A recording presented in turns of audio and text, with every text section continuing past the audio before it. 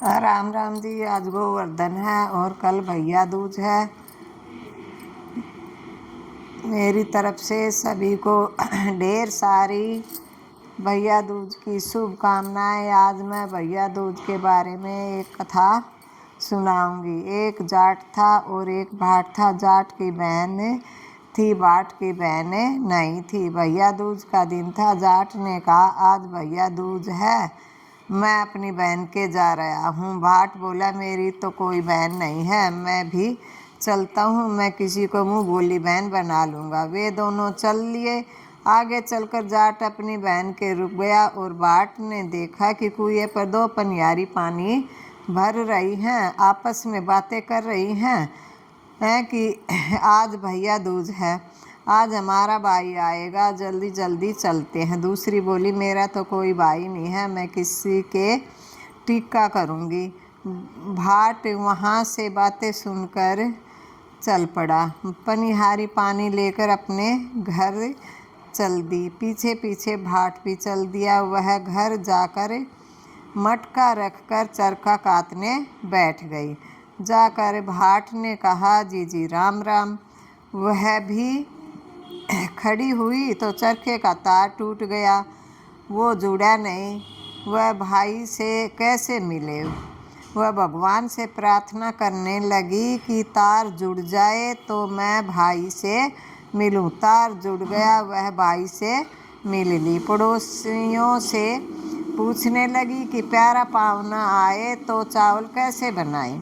पड़ोसी ने कहा कि तेल में चौका दो और घी में चावल चढ़ा दो, ना चौका सूखा ना चावल गले।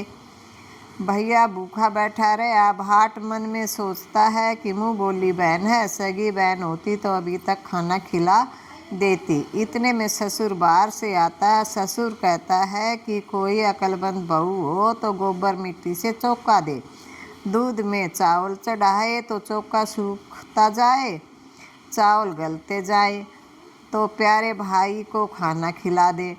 बहन ने ऐसा ही किया। भाई ने फिर खाना खाया। भाई को रहते हुए 3 दिन हो गए। भाई कहता है कि बहन मैं घर जाऊं। बहन मना करती, लेकिन भाई कहता है अब मैं नहीं रुकूंगा, मैं तो घर जाऊंगा। सास ननंद की चोरी से रात को चावल की पिन्नी पीस कर देती है तो सांप पिस जाता है। पिन्नी भाई को दे देती है। भाई चला जाता है। सुबह उठकर देखती है कि उसमें सांप पिसा हुआ है। सांप को पिसा हुआ देखकर बहन भाई के पीछे पीछे जाती है। नदी के किनारे भाई में डमाडा पड़ा होता है। बहन तो वहीं बैठ जाती है। 12 साल तक बहन भाई का सिर अपने घुटनों में लिए बैठी रहती है। किक्कर बोलती है, काट कटीली काटे लगा फूल, फूल तोड़ माथे लगा, सोता वीर जगाती। बहन कहती है कि एक बार और बोल। फिर वह बोलती है। बहन फिर कहती है कि एक बार और बोल, तो किक्कर तीसरी बार बोलती है। तब बहन फूल तोड़कर भाई के माथे से लगाती है तो भाई खड़ा हो जाता है और कहता है, बहन मैं तो बहुत सोया। बहन कहती है कि तुझे तो 12 साल हो गए सोए हुए। भाई बहन से कहता है कि अब तुम घर जाओ। भाई मैं घर कैसे जाऊं, मुझे तो 12 साल हो गए हैं। सेज भरतार छोड़ा, पूत पालने छोड़ा, दूध औटा छोड़ा, घर के बाहर से तेरे पीछे चली आई। अब तो भाई मैं तेरे साथ ही चलूँगी। वहाँ से दोनों बहन भाई चल देते हैं। रास्ते में बहन को प्यास लगती है। वह भाई से कहती है, मुझे प्यास लग रही है। भाई बोला, वहाँ पर कहीं पानी नहीं है। आगे चलता है तो बढ़ई के वाड़ बना रहा है। भाई कहता है कि बहन वहीं से पानी पी आओ। तो वहाँ बढ़ई किवाड़ जड़ रहे थे तो बहन पूछती है कि ये किवाड़ किसके लिए जड़ रहे हो? बढ़ई कहता है कि तुम अपना काम करो। नहीं, मैं तो पूछ कर ही जाऊंगी। बढ़ई कहता है, एक बुढ़िया जिस के मरने का इंतज़ार, जब वह मरेगी तब उसकी छाती पर ये किवाड़े जड़ेंगे। वह पूछती है कि इसका उपाय क्या है। वह बोला कि उसके 7 बेटे थे, 6 मर गए, 7वें की बारी है। कोई बुआ हो या बहन हो तो सारे काम अशुभ करे तो भाई जिंदा रहेगा। बहन कहती है कि फिर इसका उपाय बताओ, क्योंकि इसका मुँह बोला भाई उस बुढ़िया का 7वां बेटा है। बढ़ई बताता है कि जिस वक्त लड़के की सगाई आए तो लोटे से कर लो, बान होवे तो भी लोटे से कर ले। जिस वक्त मोड़ बंद है तो उसकी जगह फूस का फूल बंद है। दरवाजे से बारात नहीं निकले, दीवार तोड़कर पीछे से निकाल ले। मर्दाना वेश धारण कर बहन बारात के साथ जाए तो नेग करवा ले और एक पाली ले ले। जिस वक्त भाई फेरों पर बैठे तो नाग आएगा, तब उस नाग को हंडिया में कर ले। फिर नागिन आएगी तो उससे वचन भरवा ले।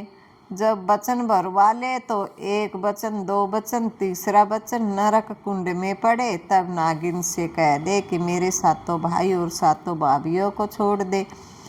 तो वह कहेगी कि पापिन हत्यारन, तूने बहुत ठगा, जा बक्सा। तेरे 7 भाई और 7 भाभियों को छोड़ दिया। बहन ने ऐसा ही किया। तब 7 घोड़े और 7 डोले आए तो बहन सबको लेकर बारात के साथ वापस आती है। बुढ़िया फूस के कोल्हे में जा पड़ी। वह सोचती है मेरे होता आया वही होगा, कि अब तक भी मैंने जो झेला है वही अब होगा। कि 6 चले गए, अब 7वें की बारी है। 6 तो मेरे जा चुके हैं, अब 7वें की बारी है। इतने में सब आते दिखाई देते हैं तो पड़ोसन कहती हैं कि तेरे 7 बेटे बहू आ रहे हैं। बुढ़िया कहती है कि तुम ऐसी नहीं करोगी तो और कौन करेगा। वह कहती हैं कि नहीं नहीं, हम सच कह रहे हैं, तेरी बेटी भी आ रही है। बुढ़िया बोली अगर सब आ रहे हैं तो बेटे की पगड़ी, बहू की चुंदड़ी और मेरी आँखों के जाले, कानों के ताले खुल जाएं। तब वैसा ही हो गया। माँ बेटी को आशीर्वाद देती है और देती है कि तेरा भाग। बेटी माँ से कहती है कि तेरा भाग। फिर वह बुढ़िया को सारी कहानी सुनाती है तो सब खुश हो जाते हैं। बहन को भाई और माँ बेटी को बहुत धन देकर विदा करती है। जैसे सबको उसको भाई मिला ऐसे सबको भाई मिले, जैसे उसको धन दौलत मिली वैसी सबको धन दौलत मिले। बिछड़े भाई भी मिले, जिसके भाई ना हो उसको भी भगवान भाई से मिलाए। मेरी ये कहानी अगर पसंद आई हो भैया दूज की तो इसको लाइक करना, शेयर करना और पहली बार हो सब्सक्राइब करना और कमेंट्स में ज़रूर लिखना कि मेरी कहानी कैसी लगी। भैया दूज की सभी को ढेर सारी शुभकामनाएं।